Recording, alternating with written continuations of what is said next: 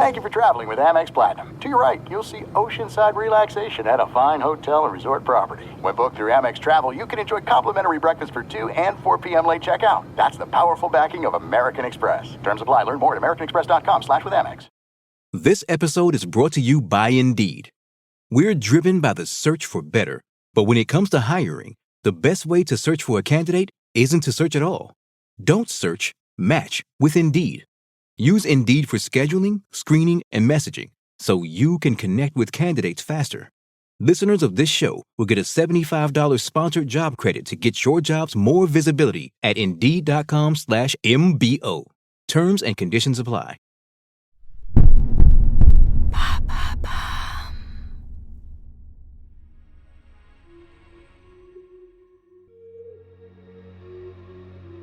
Bonjour à vous, ici Andrea, bienvenue dans True Story.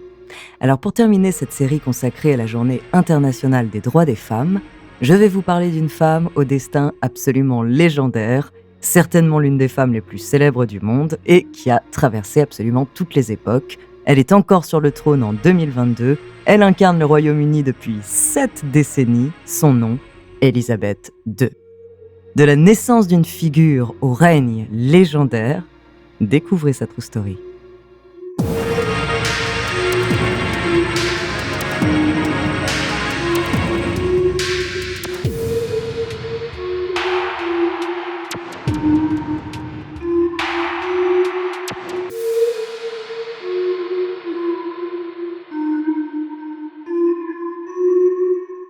Mais avant de commencer à vous raconter cette histoire extraordinaire, laissez-moi vous présenter notre partenaire.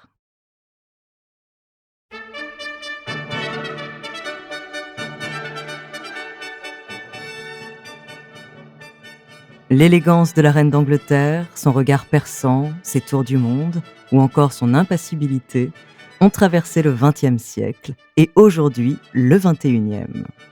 Celle que l'on a l'impression de ne jamais voir vieillir fêtera ses 96 ans en avril 2022 et célébrera ses 70 ans de règne, le jubilé de platine, en juin. Elle, qui n'était pas destinée à monter sur le trône, est devenue la monarque qui a régné le plus longtemps sur le Royaume-Uni et sur les pays du Commonwealth. Joie, drame, évolution de la société britannique, elle a tout vécu.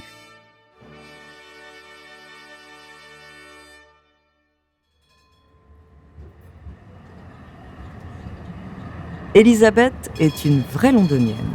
Née le 21 avril 1926 au 17 Bruton Street, dans le quartier très chic de Mayfair, elle est la fille du duc d'York et la petite-fille du célèbre George V. Ses parents, Albert et Élisabeth, sont un couple heureux et amoureux. Ils sont à l'abri de l'intérêt des badauds pour la famille royale, car Albert est le deuxième dans le rang de la succession au trône.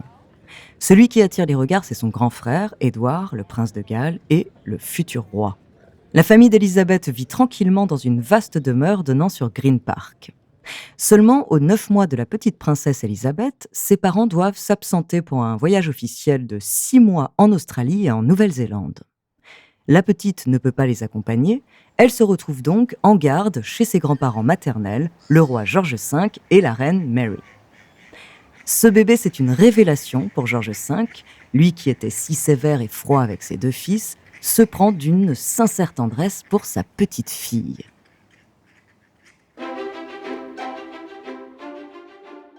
En 1930, alors qu'Élisabeth a 4 ans, ses parents accueillent une deuxième fille, Margaret Rose. George V aurait préféré avoir un garçon, toujours prioritaire dans l'ordre de succession, parce que son fils Édouard vit une vie libre et hors de contrôle. Aucun mariage à l'horizon et une liaison au grand jour avec une femme mariée américaine. Pour George V, qui désespère de trouver son héritier, c'est sa petite fille préférée qui pourrait avoir un destin royal. En attendant, la princesse Élisabeth vit avec légèreté et douceur au rythme de ses week-ends à Royal Lodge, de ses vacances de Pâques à Windsor chez ses grands-parents, de ses séjours à Balmoral en Écosse pour la chasse et de ses Noëls dans la résidence royale de Sandringham. C'est auprès de son grand-père toujours qu'elle se découvre une passion pour les chevaux et l'équitation. La petite Lilibeth, comme tout le monde la surnomme, monte son poney Peggy et devient une cavalière parfaite.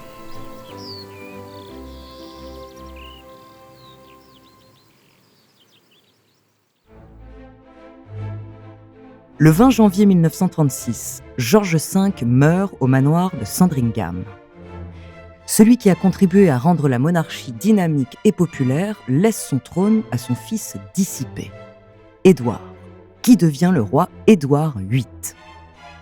Élisabeth est alors deuxième dans l'ordre de succession et c'est une possibilité qui se rapproche plus encore puisque quelques mois plus tard, en décembre 1936, Édouard VIII abdique.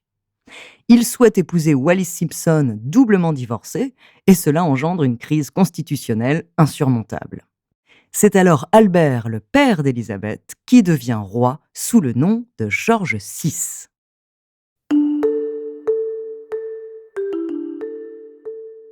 À ce moment-là, et à l'âge de 10 ans, Son Altesse royale, la princesse Élisabeth, est l'héritière directe. Pour autant, elle continue à se tenir en retrait de la vie en société, et ce n'est qu'à l'âge de 16 ans qu'elle fait sa première apparition publique, seule, lors d'une inspection des Grenadier Guards, dont elle a été nommée colonel en chef l'année précédente.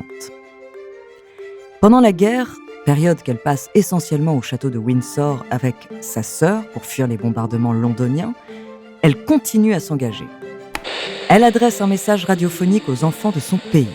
Puis, pendant la suite de la guerre, elle sert comme ambulancière et effectue son service national. Le 8 mai 1945, jour de la capitulation de l'Allemagne nazie, Élisabeth et sa sœur réclament à leurs parents l'autorisation d'aller se mêler à la foule en liesse dans les rues de Londres.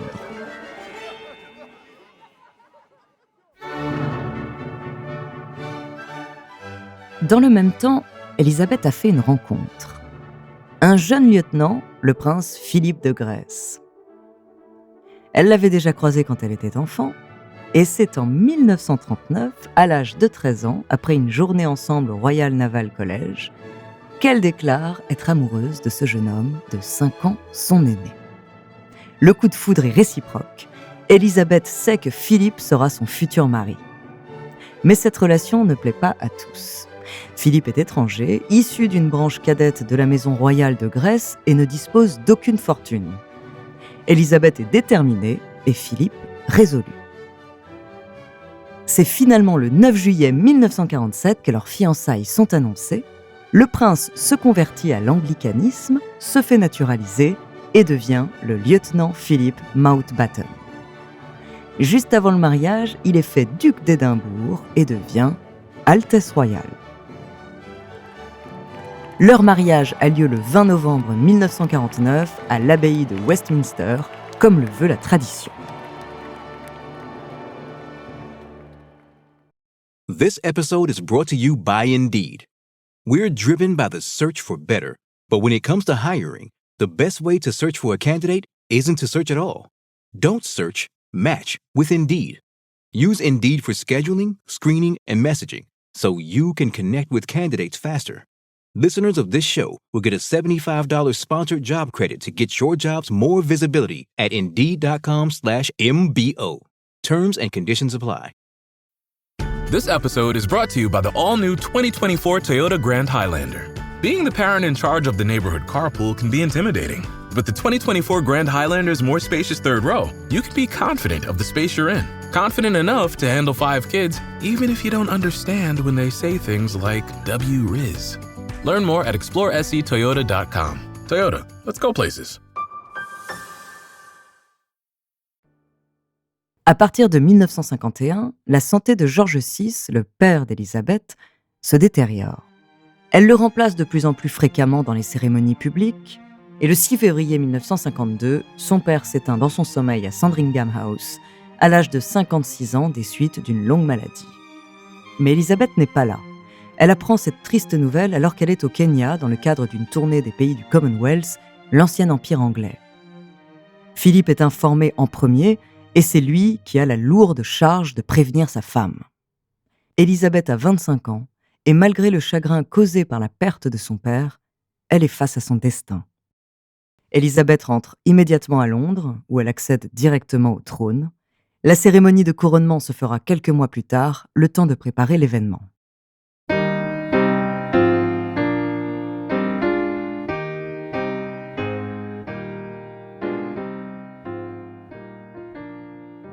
Le 2 juin 1953, le couronnement de la reine Elisabeth II est absolument incroyable.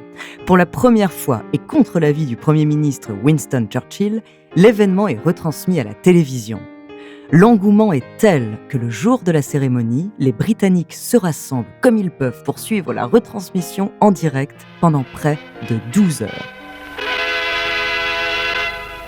God save the Queen. La voici.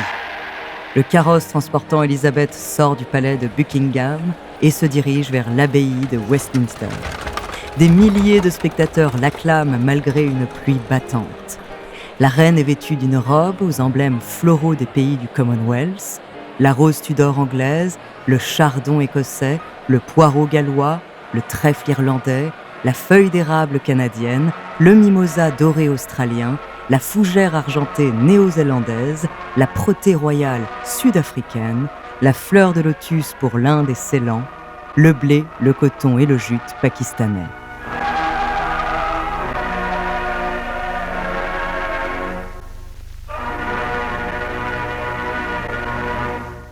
C'est un royaume épuisé par la guerre que la nouvelle reine récupère. Mais les années 50 marquent aussi le retour d'une relative prospérité. Le couronnement d'une nouvelle reine, jeune, dynamique et entrepreneuse, est attendu avec espoir par le peuple britannique. Pendant son règne, les naissances s'enchaînent dans le couple d'Élisabeth et Philippe. Charles naît en novembre 1948, Anne en 1950, Andrew en 1960 et Edward en 1964. La famille royale voyage beaucoup, notamment en Australie et en Nouvelle-Zélande, qu'aucun précédent monarque du Commonwealth et de l'ancien empire britannique n'était venu visiter. À chaque déplacement, c'est un bain de foule pour la reine, des couvertures de journaux dans le monde entier et une nouvelle tenue colorée. En dehors de ces déplacements, la famille royale reproduit à l'identique les traditions de la jeunesse d'Élisabeth, Balmoral, Windsor et Sandringham. Hormis ces traditionnelles allocutions de Noël, la reine Élisabeth ne s'adresse pas directement à ses sujets. Sauf en ce mois de février 1991, c'est la guerre du Golfe et l'opération Tempête du désert débute. Élisabeth diffuse alors un discours dans lequel elle appelle son peuple à s'unir et à prier pour un succès rapide dans l'espoir d'une paix juste et durable.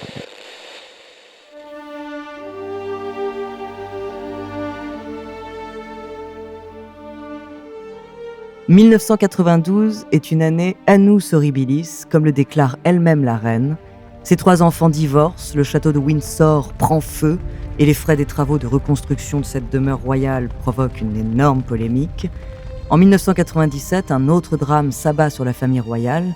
C'est évidemment la disparition de Lady Di, l'ex-épouse de Charles, dans un accident de voiture fatal dans le tunnel du pont de l'Alma à Paris, le 31 août. Le peuple anglais est en deuil, la princesse Diana était dans tous les cœurs, et la reine ne réagit pas comme ses sujets l'auraient souhaité. Une chose surtout hérisse le peuple. La reine n'a pas mis en berne les drapeaux du palais de Buckingham. Pressée par l'opinion, Élisabeth II accepte de prononcer une allocution télévisée à la veille des funérailles de Diana, dans laquelle elle reconnaît l'admiration qu'elle vouait à celle-ci. So what I say to you now, as your queen and as a grandmother, I say from my heart.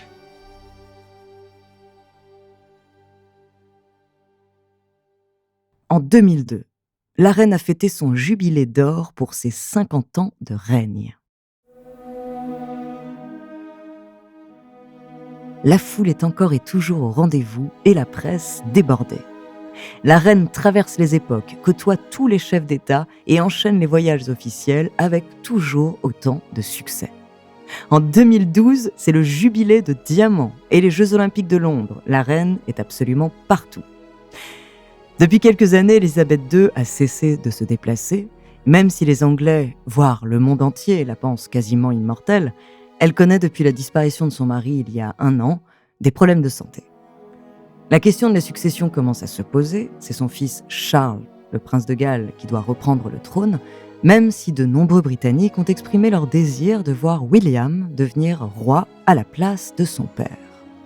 Mais cette décision ne dépend pas de la reine Elisabeth. En attendant, ses 70 ans de règne seront célébrés en grande liesse en juin 2022.